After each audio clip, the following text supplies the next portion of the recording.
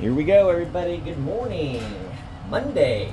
Ice bath 489 in a row. Woo! 39-degree water, 45 in the air. Monday morning.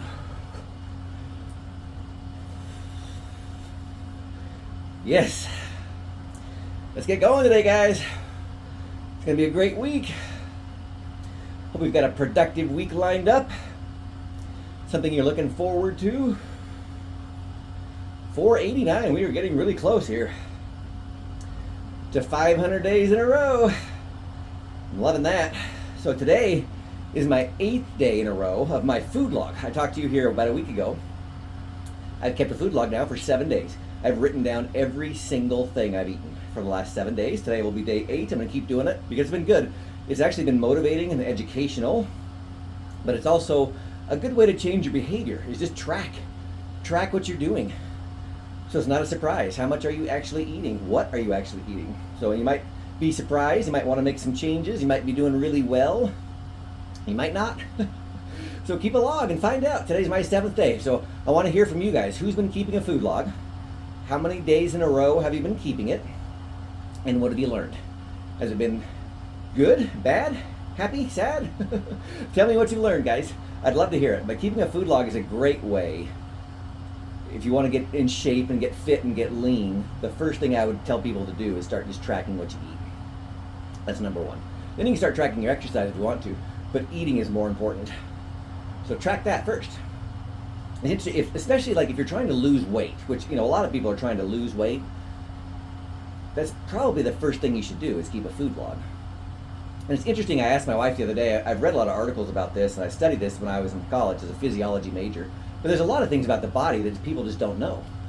Like when you lose weight, where does it go? Like how does it actually work? Most people don't really know how it actually works. Like if you lost 10 pounds, where did that 10 pounds go? So it's interesting, it's an interesting concept of how fat gets metabolized in the body. When fat gets metabolized, it gets turned into carbon dioxide. So if you lost 10 pounds, for example, about 8.5 pounds of that weight you breathed out in the form of carbon dioxide through your lungs. You breathed it out.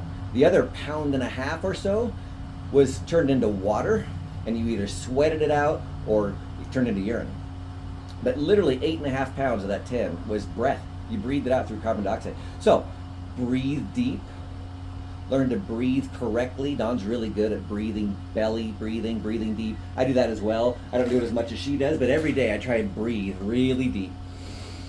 And I think when I'm breathing in good, happy, joyous, positive air, healthy air, and I'm breathing out the negative, complaining, bad air, right? So just visualize that and learn to breathe deep, guys. But that's where most of your weight actually goes, interestingly enough. So look into that. And keep a food log. I think it's really good to motivate yourself, just to keep yourself accountable. You don't have to show it to anybody. Just keep it to yourself. But if you want to tell me in the comments, I'd love to hear it. All right, guys. Have a great day. 489 ice baths in a row. Woo! I'll see you tomorrow. Take care, guys. Have a great week. Have a strategy session for me.